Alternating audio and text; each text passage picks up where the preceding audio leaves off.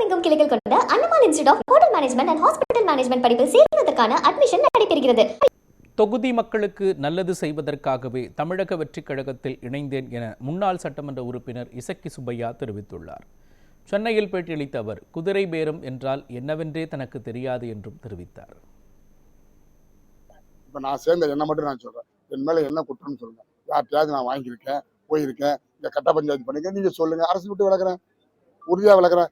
நான் என்னுடைய சகோதரர்கள் பிரஸ் மாதிரி தைரியமா சொல்றேன், சொல்லுங்க நான் சொல்றேன். நான் இப்போ இருக்கிற முதல்வர் நன்றாக செய்வார் அப்படிங்கிற நல்ல எண்ணத்தோடு நம்பிக்கையோடு அவரோட பயணிக்க நான் தயாராக வந்திருக்கிறேன். நாங்கள் சேர சேர வரதெல்லாம் யார் வந்திருக்கான்னு பாருங்க, அவங்கள்ட்ட கரப்ஷன் இருக்கான்னு பாருங்க. என்கிட்ட கரப்ஷன் இருக்குன்னு நீங்க சொல்லுங்க. என்ன சொன்னாலும் கேட்டு போறேன். அப்படின்னா உண்மையிலே நானும் நைட்லாம் கொஞ்சம் யோசிச்சு பாக்குறேன். குதிரைன்னா என்ன, பேரம்னா என்ன தம்பி, உண்மையிலே எனக்கு தெரியல. அப்படின்னா என்னது, காசு கொடுத்துட்டாங்களா? ஆமா, யூகத்துக்கு நான் பதில் சொல்ல முடியாது. முதல்ல இது காழ்ப்புணர்ச்சியில் சொல்லப்படுகிற ஒரு குற்றச்சாட்டு.